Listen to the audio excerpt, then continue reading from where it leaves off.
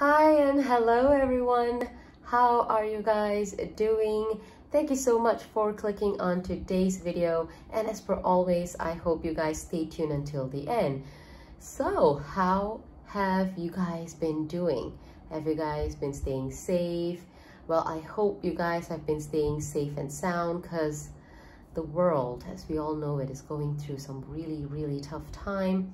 Well, Malaysia, my country, yep, we are definitely going through some very challenging phase, and I just hope everyone is going through staying strong and hoping for the best in the future.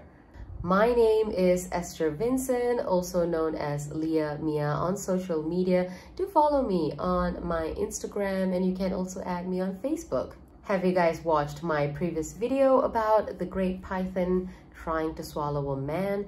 Well, if you have not, do so, because it's a true story that actually happened in Malaysia. So when a story is true and it's like a real story that actually had happened, it's a little bit more interesting. So yes, I uploaded about that story last week, so if you guys want to, do go and check that video out as well. Anywho's, for today, I've brought you guys a mysterious story, a ghost story, a haunting story. Well, I think all of those are merged together, because this is that sort of a story. Like, you don't know what is it about, but there is just some sort of mystery going around it. So as per the title of the video, this is the story about Villa Nabila, a haunted bungalow located in the state of Johor, Malaysia. This bungalow, or this haunted villa, is located on a hill overlooking the Danga Bay. This Villa Nabila has so many mysteries surrounding it, like nobody knows who built it, what happened there, who lived there, who owns it right now. Like, no idea, nobody knows. So it naturally adds a very eerie, mysterious feeling to this particular building. It is documented that this villa was first known as Christine Palace. Even when it was first known as Christine Palace, again, no one knows what happened over there, who lived there, what happened to the person who owned Christine Palace, and how it changed to Villa Nabila. No records. There is a rumor that goes around saying that a very wealthy Caucasian family used to reside in the villa. This Villa Nabila had been neglected for decades, that it stands there all stale looking, with ferns and molds surrounding the whole villa. Some of the building structures have an European touch to it, so maybe the owners or the person who built it might have been an European. Well, again, we don't know. Because of its dilapidated facade, this place automatically gives a very eerie, scary, ghostly, haunting sort of a atmosphere, especially at late night. This location do not have any street lights nearby it, so it just stays there in the dark, waiting for its next prey. Well, no, I made that up. No, it's not waiting for its next prey or anything like that, but it just sits there, among the small little foresty surrounding, all creepy and scary. But this Villa Nabila's reputation as a haunted location is a widely circulating topic among Malaysians, especially people who stay in Johor. And it is listed in the site Expedia, that travel site. Is it a travel site? It's a site, yeah. So it is listed in Expedia as one of Malaysia's scariest location. So what are the rumors and stories that's being spread around by the locals attempting to explain what had happened in Villa Nabila? There are many versions of stories that goes around explaining what had actually happened in Villa Nabila, and these are the stories that gives this villa its reputation of one of the most scariest place in Malaysia. So out of this many versions, I've just taken about 4 or 5 of them, and I will briefly walk you guys through that. So the first version, it is said that a very wealthy family lived in this villa, and one of their maid, consumed by jealousy, plotted and killed everyone in the family. And then it is also said that she buried all of the bodies surrounding the villa, in the villa's compound, and their bodies were never found. Well, whether the maid inherited their heirloom or not, that is not known, but this is the first version. The second version, and this is the most known and commonly spread among the locals. So this version seems to be like the most suited for the situation. Again, another wealthy family was said to have owned this place, owned this villa, and they also resided there. Why is it always a wealthy family? Well, okay, I understand, you know, wealthy people, they afford to own big houses, big villas like this. But yeah, it's always a wealthy family.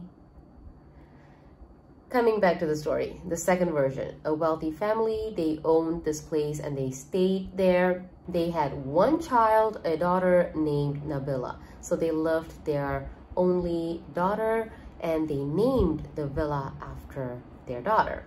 Now, it is said that Nabila's parents tragically passed away. I'm not sure how tragically, what happened, because I could not get that details. But after they passed away, Nabila became the sole owner of all their wealth, the villa, everything that her parents owned.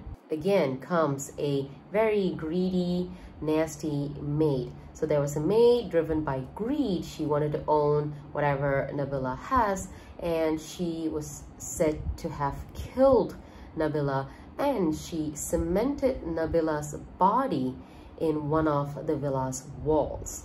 So Nabila's body was never found, and it is said that her ghost wanders around the villa. Another tale says that close relatives of this family hired hitmen to kill the family so that they can take ownership of their possession, or maybe, you know, separate among them. It is said that this family had a lot of wealth, not just this villa. So the hitmen were said to have come, they robbed the family, and it is said that they had brutally raped Nabila before killing the whole family. And again, all their bodies were cemented into the walls and their bodies were never found. There's two other versions, one that talks about Nabila's father one day getting all hysteric, shot everyone in the family, and finally taking his own life. And the final version talks about Nabila having a stepmother who was again greedy, not happy that Nabila owns all the inheritance, that she decides to kill her, cement her body to the wall, and flees with all the inheritance. Most of these versions talk about, you know, the bodies being cemented in the wall. So I don't know how far that's true, but yes, the body being cemented into a wall or into the villa's wall is a very, very famous rumor that goes around. There are certain beliefs that visitors or thrill seekers entering into this villa needs to be in even numbers and in good health. In case the numbers are odd, when you are leaving the villa, another entity, spirit, or a ghost might join you together to make your numbers even. And there are also sayings that those entities might possess one of the visitor, and it can be pretty bad. Now, on the 16th of November 2013, a group of teenagers, some sources say 23 teenagers, some sources say 27, and other places, another article I had read said 30 teenagers. Well, I could not get the exact number, but there were a group, about 30 teenagers, who took the bad decision to trespass into this villa, Villa Nabila, to explore and, you know what teenagers do to get some thrills. So here they were, young teenagers, somewhere about 30 of them, in the middle of the night, trying to seek some thrills, trespassing into Villa Nabila. Now, this incident of this group of teenagers trespassing into this villa would become such a viral issue on social media at that time.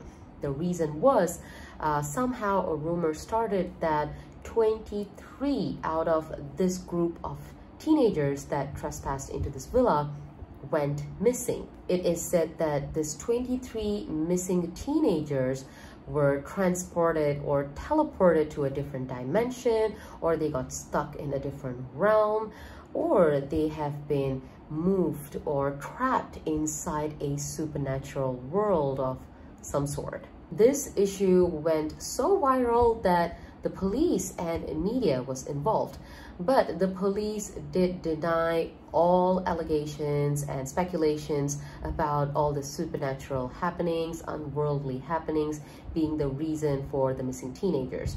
They said that there must be a very reasonable reason to why these teenagers went missing. First of all, are they even missing? Because there was a huge search party that was going on, so the police did deny anything that has to do with supernatural.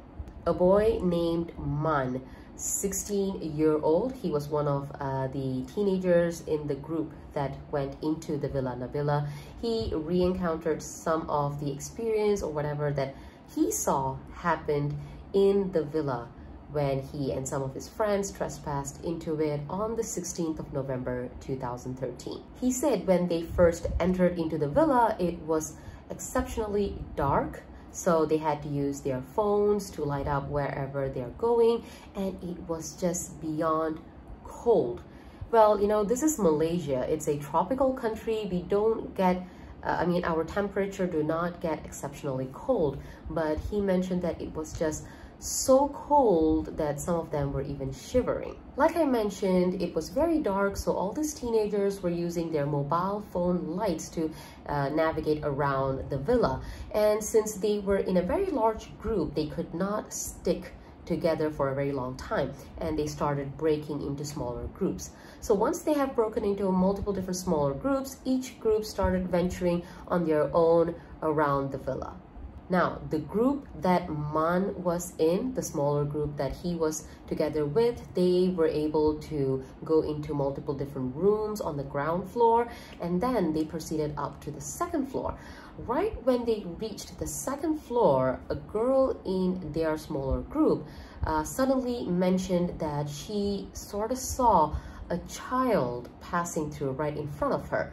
Like in a lightning speed, she sort of saw like a childlike figure passing through. While this was happening, while this girl was explaining about this childlike figure that she saw, in the same exact time, another smaller group on the other side of the house started screaming, and one by one started falling to the ground and started acting hysterically.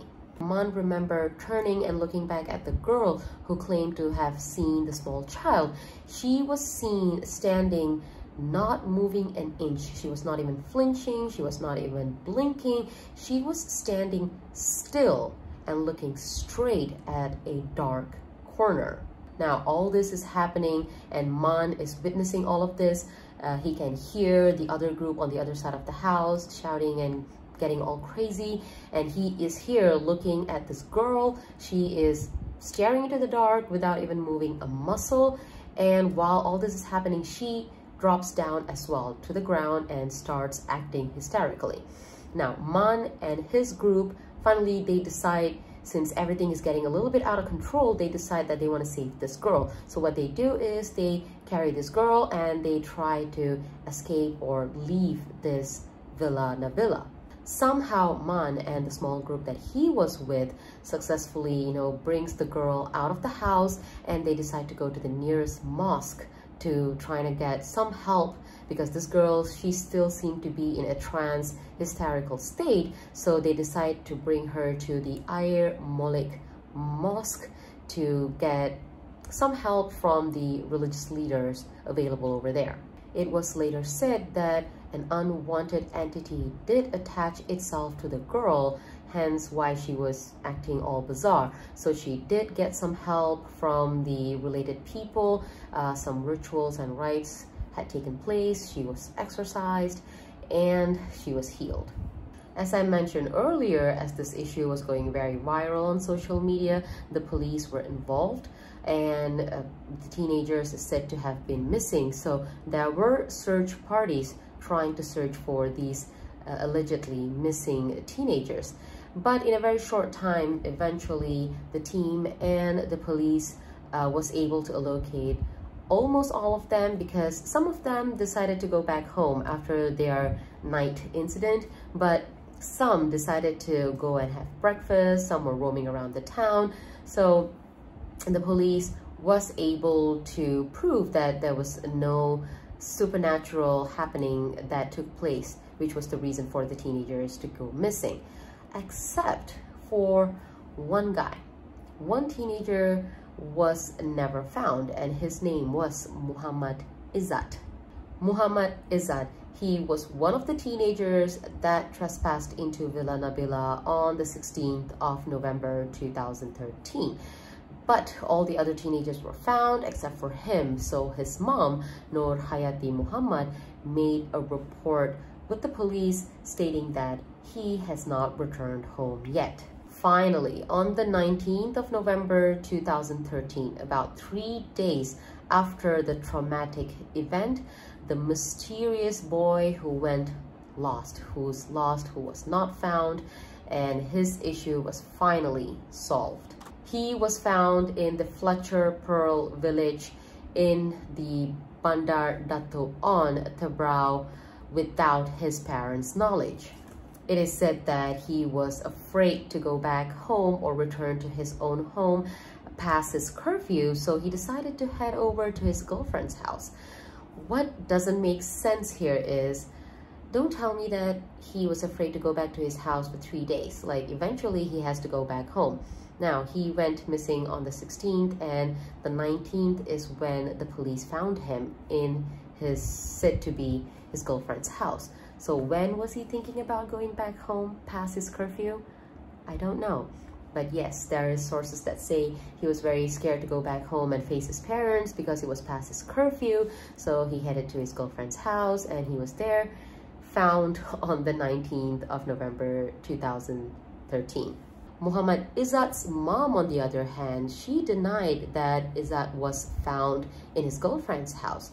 She said that Muhammad Izzat had forgotten the way back to his house because something or some entity had been leading him around, because he was roaming around in the city, not knowing where to go, roaming around aimlessly. And while all this was happening, a kind man saw Muhammad Izzat and brought him back to his own house, and that is where Izzat was found. Both of Izzat's stories, you know, I just don't get that.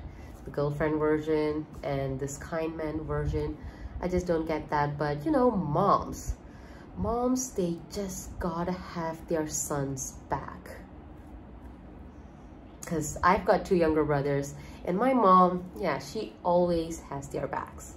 Not my back so much, but their backs, yes, she always has them.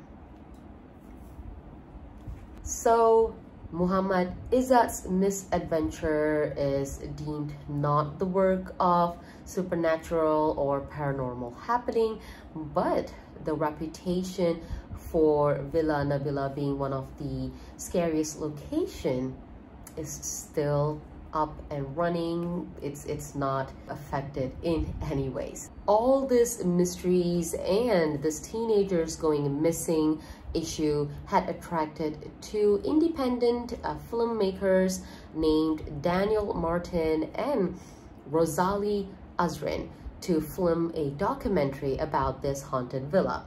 Among the people that they interviewed about this villa were some of the construction workers who were tasked to tear down this villa. The workers also explained that they encountered many unnatural, unexplainable, supernatural encounters, that the project of tearing down this villa had come to a halt and has never been completed. Maybe Man's story or Izzat's story has more to it.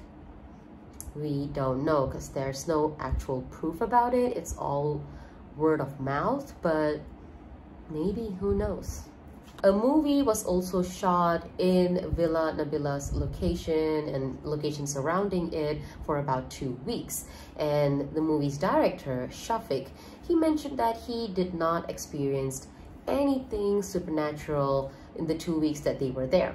But some of the actors and the crew members did mention that they come across some very unexplainable things happening to them and surround them in the 2 weeks that they were there shooting. So with all of that said, even though there is no actual proof that Villa Nabila is haunted or not haunted, it still remains as one of the very scariest haunting place in Malaysia, and it is still talked about among the locals. And like I mentioned, it is still a place where a lot of thrill seekers like to go and visit and, you know, just see for themselves. Any Malaysians watching this, if you guys have your own experience with this villa, if you guys had visited, do let me know, because I would love to hear your experience. While as for me, I don't think so I would visit that place anytime soon. Well, come to think about it, no, I would never visit that place ever, not even its surrounding, because I just don't want to mess with this kind of stuff. I'm a scaredy cat, yes, that's the truth, and I just don't want to get into these kind of places. Even though it's not proved that it's haunted, I just don't want to. No.